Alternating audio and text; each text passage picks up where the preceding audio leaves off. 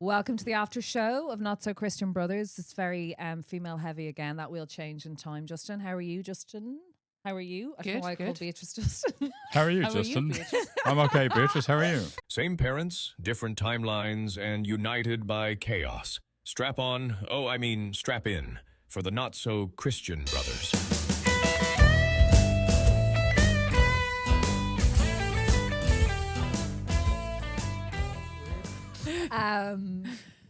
So obviously we want people to like, subscribe. This is our after show on Saturdays. Get involved and follow the podcast. And comment and DM awesome us if show. you want to be part of the Yes. show. Send us We have a send lot of those DMs to get through though at the moment. Tell us what you think and what your thoughts are on the episodes. That was a good show. I really liked that show. Yeah. Can I tell you why? Okay, so we spoke obviously at the top of the show about the fact that Colm's wife Anne died over a week ago and how that has been very hard hitting. And we were all in attendance at the funeral, to which, you know, Justin had mentioned to me those 4 items that were representative of Colm's wife, how interesting that was. And for me as well as an outsider to see the items. I wanted to talk about that because I think it's important to just, you know, remember her and remember what Colm's going through, but also like what would be the things. And you both spoke about it, but Beatrice said at the top, and it was brilliant, but it's other people's perception. So I could pass away tonight or tomorrow where there's no major thought gone into what my funeral would look like. And you guys might have an idea of the 4 objects, or my family would. They may not be what I would think is representative. Yeah, absolutely. So what would you think represents me? I'd put a watch in. Okay, because timekeeping issues. Timekeeping is But that's not a positive thing to say. But I think it's also. I remember I had this great conversation with this client a few years ago, and she said to me, she had this like crazy life where she was managing kids and job and everything, right? And she said to me, I've always been double parking throughout my life, and I think that represents the mayhem of trying to be mama and trying to build your business and build your brand and build your socials. So I don't mean it in a negative way. I know you now, so I just take whatever time you have and I add half an hour onto it. Oh my God, I've actually never been as bad. I think you're right. It is the juggle now, and that's not excusing bad behavior, because being late is it actually is something my husband and I talk about as being one of the worst things of bad manners. But I think you're correct. It's now me trying to actually align everything better and be more responsible with my timekeeping and time management.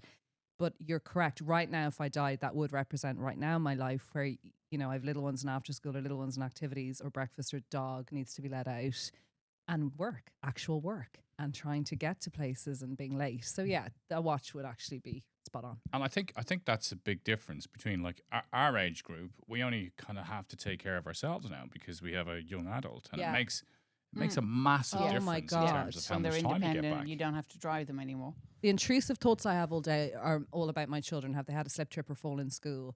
Is Simone anxious about going down to after school now? Will she be okay for that hour? Will she get a snack? She's not eating. So I think my whole ticker tape has changed from me to the kids all day. And you're right, that'll change again.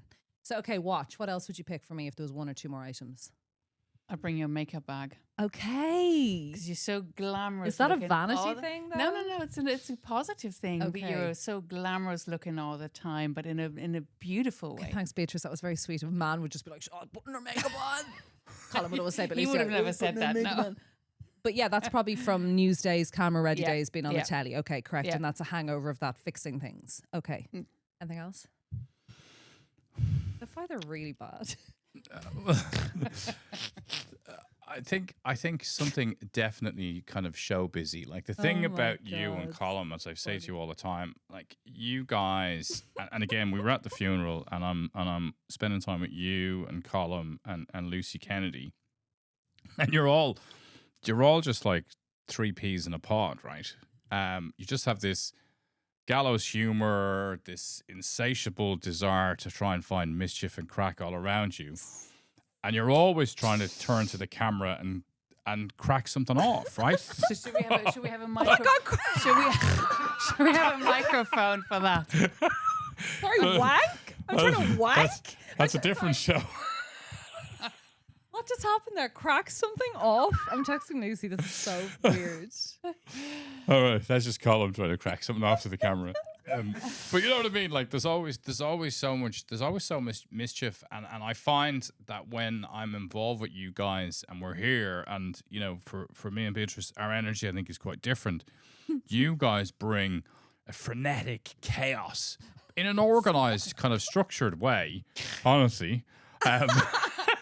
There is bags with hair dryers and hairspray and makeup bags and that's just Colm. A change of clothes. That's so interesting, the things that you notice about me, because you said something to me at the afters of the funeral about showbiz, and I went, Justin, I reject that out of hand. And you were like, why? And I said, because that isn't me. But you're correct. If you're someone, and I would see you as showbiz because of your social media profile and following, but you're kind of like, well, that's my business, right? That's what I do for a living. That's not the same thing. Same for you. But you're correct. I guess even with my small profile in my little world, I have always been on air, on kids' television, through news reading, through telly appearances, through Brussels even having a show, and even radio bits, always been asked to do bits. And you're correct, it would always have been a rush to hair and makeup, not because I was late, but a rush to get you in, get you out, and that frenetic pace of lights, cameras, action. Yeah. And then when the lights... Hurry up and wait, as we say. Exactly. Hurry up and wait. 100%. It's like... And then, oh my God. So, but I would always be like, have no problem changing a top. It's a bit like, I suppose, models saying bra on, bra off. Yeah, you know, and my best friend was who's it like, Kate Moss who always said it only takes her 10 minutes 10 to minutes pack a bag and get on a plane. I would happily change in our studio and work. You know, it's always like a beige thong so no one can see bits. You're shaving from.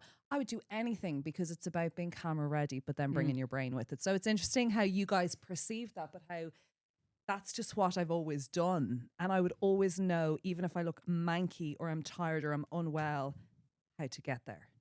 Yeah.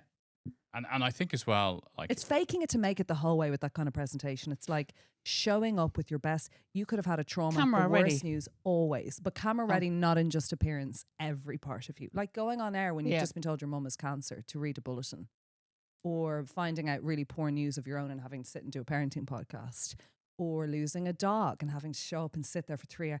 Like, it sounds innocuous, but even us turning up in what's going on with Colm, I have it ingrained, and people can think it's vacuous or a little bit like insensitive, but it's always the show will go on, because it's actually the same as life. Life goes on. And I think I've been taught that. Even my dad was a lawyer, like having to go and be in court and show up and fight someone's corner on the worst of days. So yes, I think you're correct. In a way, I am showbiz. I don't think I am with my friends and family, but I think you're right. My husband always says when you go out to talk to the neighbours, like, it's funny, I don't know it or see it, but yes, you're correct, and maybe there is 2 or 3 different Becks. Yeah, I think so. But I think that's just how it is, right? You know, we have to make our way through the world, and we have to do whatever it is that makes us money, because that's the reality. But so that was your perception, and I would say I'd bring a watch for movement, not so much timekeeping, movement. I'm always eager to keep moving, and so that would be a steps thing. If you could move it away from the movement bit and just have it on the time, then that might work. Kick him in the penis, but I can't reach him from here. But All right, it I would have be movement or I have steps. a fun fact. But then my other ones wouldn't have been makeup or glamour showbiz. It would have definitely been a lead like a dog one, because that would be something that represents me. Animals always had dogs. And the other one would actually be books or headphones, because I'm always listening to something, and actually I love being on my own. So there's a perception. And that was something important I wanted to do. Yeah. Go on.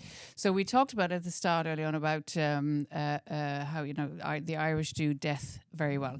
And I don't know if the wake, or what you call the removal, is an Irish tradition, or if it is done in other countries. I think it's always been a strong Irish tradition that, you know, in the days before, or the day before the funeral, you'd have the wake, where the body would be laid out, either in the home or the funeral home, and the family or the community comes together. And this is not a religious tradition, it's a community tradition.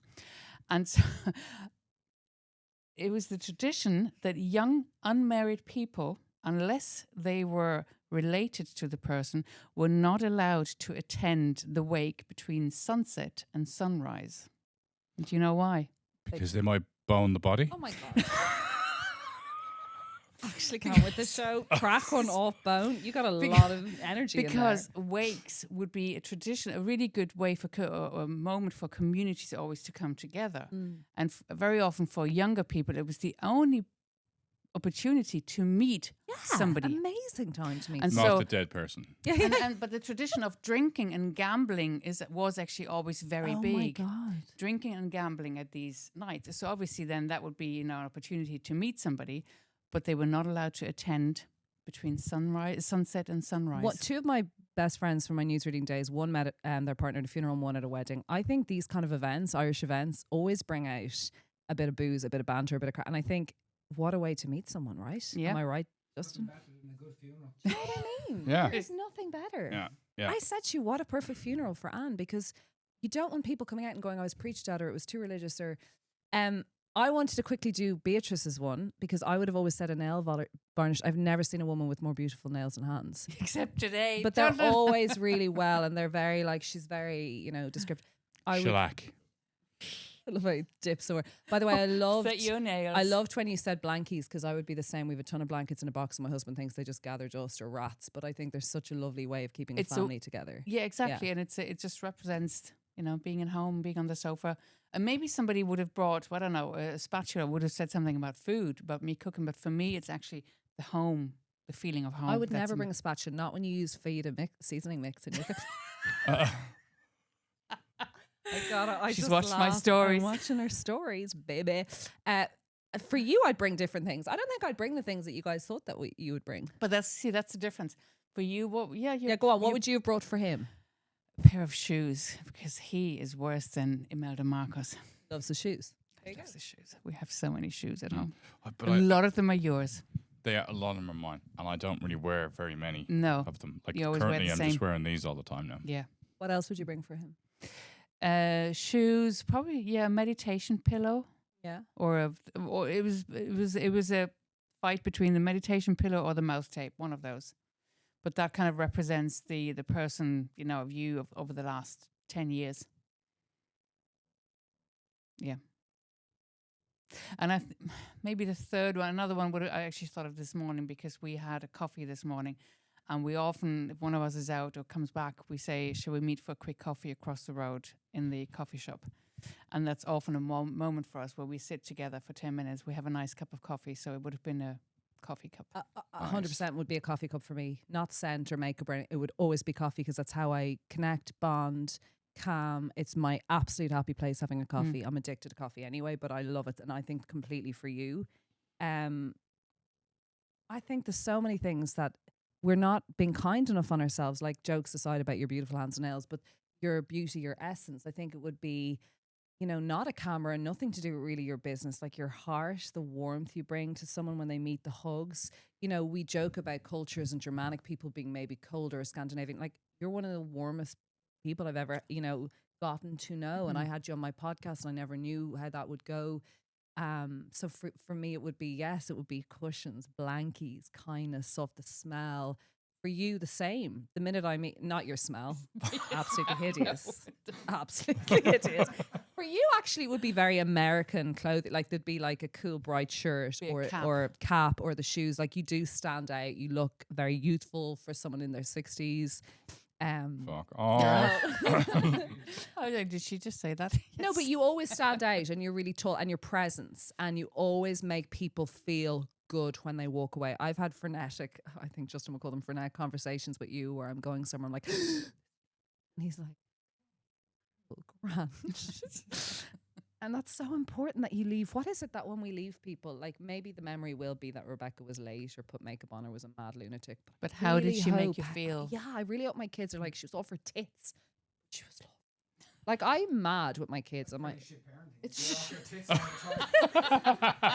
stop calling out my vices. But like, I am off my tits with my kids, but they always get a snog, a snuggle, a warm hug. I love you. But they think I'm batshit. Like, Gia's like, laughs. Gia finds me very funny. Yeah, but I think very different we from think her. that I think it'd be interesting to ask our kids, What they obviously- bring. Well, obviously, maybe it's a bit dark, what would you remember me for? Actually- But I think our kids will, it is a smell that they will remember, or it is something, it is a touch, it's a hug. That's the thing that actually that was mentioned for Anne, the hugs. Those are the kind of things that people remember and that your kids remember. The idea of how you make people feel reminded me. I learned this lesson years ago. I was at a function at the Ritz in London, and it was Christmas party, and I was in this like incredible room with this big bank that invited us to this party. But the thing when you're in He's something like name the dropping again. Yeah, I just found it very intense with the Ritz there. well, Didn't when say you go the Clayton and Leopardstown. when you go He's going to to tell you now who was at the party. And Anemi Campbell boned me. Wasn't it Anthony Joshua was there? no, that that the was party? another time. But when you go to somewhere like the Ritz and you're in like this really cool room, Yeah. you then find out there's always a better room, right? There's always a bigger room. There's always a cooler room. There's always better people there. I went out to go to the loo, and as I walked out in the main hall in the Ritz, there were all the kind of staff were lining up, and the red carpet was out, and somebody was going to walk in. And I thought, well, have a hang around, see who it is. And it was Bill Clinton. Wow. And what was interesting when Bill Clinton came in was that what he did was, and I watched it, he methodically counted, and he was like, I think he went every fourth person he stopped and had words with them, spoke to them about what they do, what their job is, and then he moved on and on. And I noticed that he always did it so that the people either side of him Still felt part of it. were still part of it. Mm. And then he gave them like just seconds of his time where he was like deeply listening to them. And I watched this and I saw him do it maybe, I don't know, So six that's people. what you're doing on Greystone's boardwalk with me.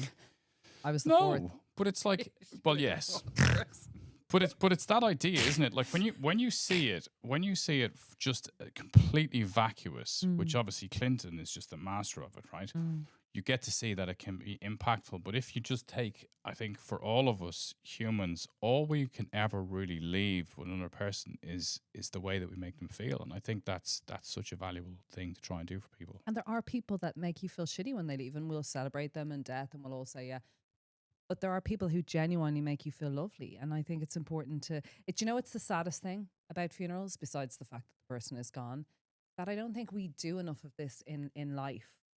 I'm not saying you're going to tell someone every day, you're me, but I don't think we celebrate people enough in life. I also thought it was really poignant that Beatrice said, I really hope there's a question mark, like, will it be a passport? Will it be a new side of my career? Will it be something else I've done with my life that I didn't know that I was going to do? And I think that's so awesome that Beatrice is so excited about the future like I am. Exactly. But I love that So be excited about something. if you're around for 30, 40 years is something else. Same for you.